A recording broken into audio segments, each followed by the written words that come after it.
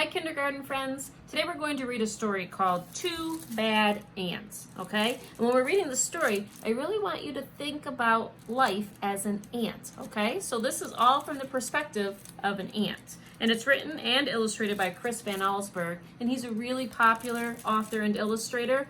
You might know one of his stories called The Polar Express. All right, so this story is called Two Bad Ants. And it's written and illustrated by Chris Van Allsburg. And this right here is our title page, Two Bad Ants. Okay. And we're going to try and make it so you can see the pictures really good because this book has amazing illustrations in it. Let me look really quick. Yep. Amazing illustrations, okay? All right, so sit back and relax, and we're going to read the story of the Two Bad Ants.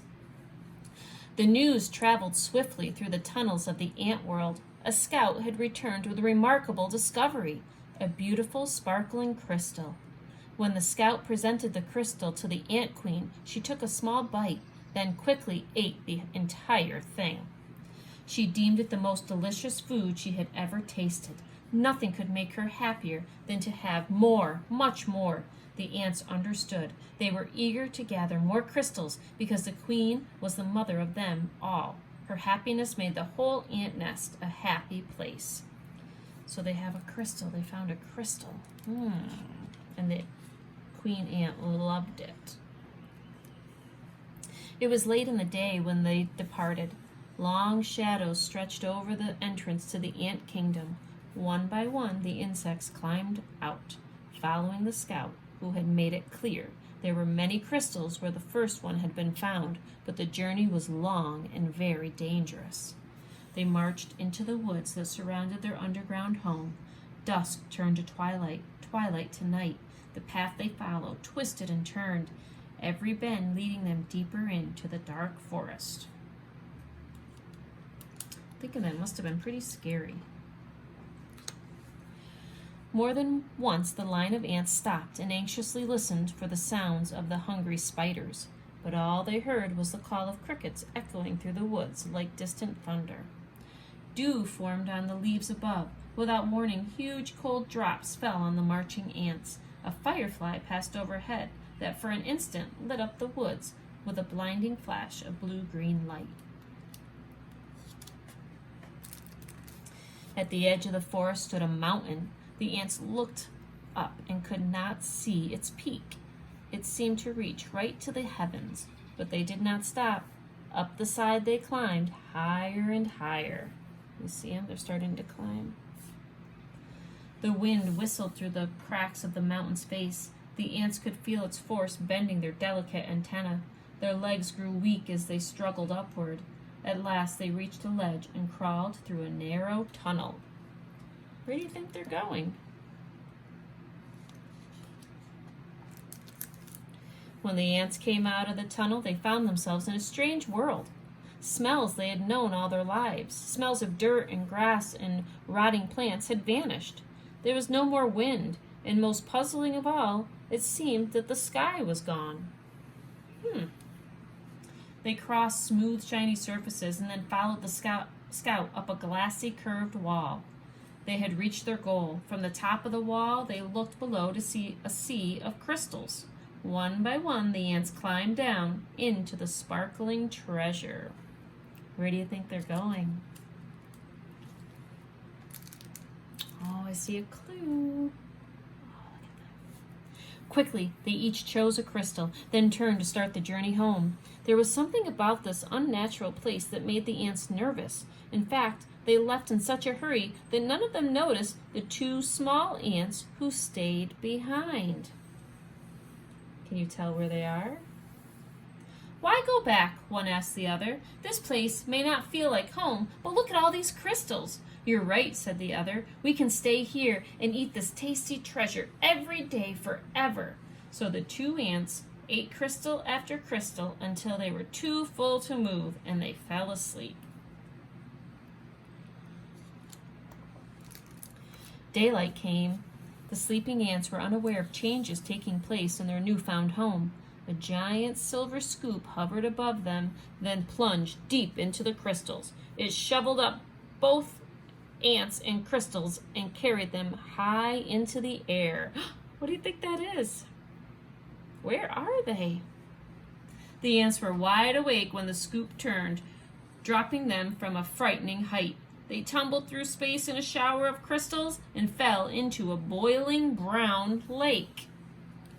What in the world? Do you have any ideas where they might be? What this might be coming down? Going into a brown lake?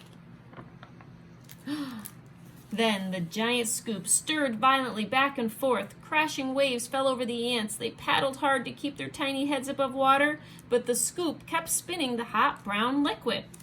Around and around it went, creating a whirlpool that sucked the ants deeper and deeper. They both held their breath and finally bobbed to the surface, gasping for air and spitting mouthfuls of the terrible, bitter water. Can you tell where they are?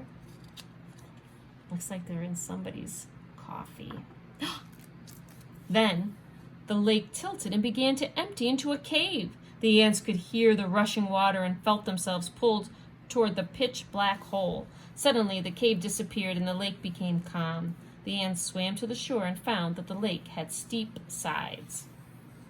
They hurried down the walls that held back the lake wall, and the frightened insects looked for a place to hide, worried that the giant scoop might shovel them up again.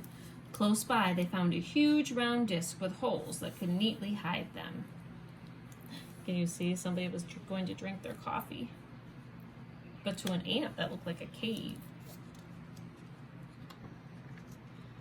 But as soon as they climbed inside, their hiding place was lifted, tilted, and lowered into a dark space. When the ants climbed out of the holes, they were surrounded by a strange red glow. It seemed to them that every second the temperature was rising.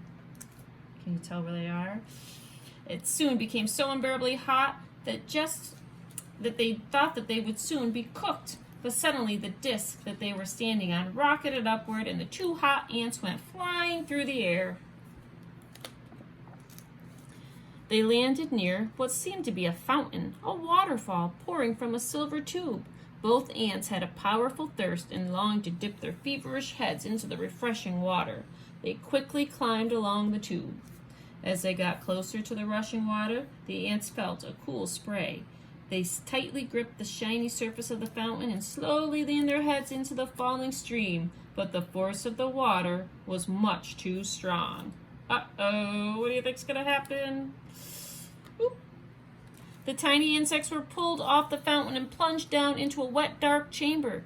They landed on half-eaten fruit and other soggy things. Suddenly, the air was filled with loud, frightening sounds. The chamber began to spin. I think they're in the garbage disposal.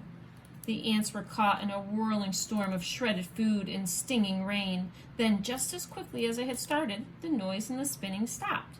Bruised and dizzy, the ants climbed out of the chamber.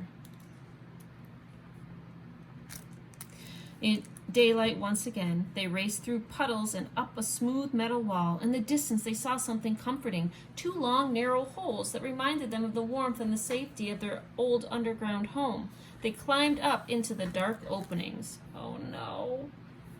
But there was no safety inside these holes. A strange force passed through the wet ants. They were stunned senseless and blown out of the holes, and they landed in the tiny insects were too exhausted to go on. They crawled into a dark corner and they fell asleep. Oh my goodness.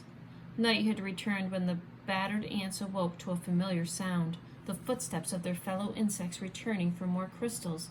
The two ants slipped quietly to the end of the line.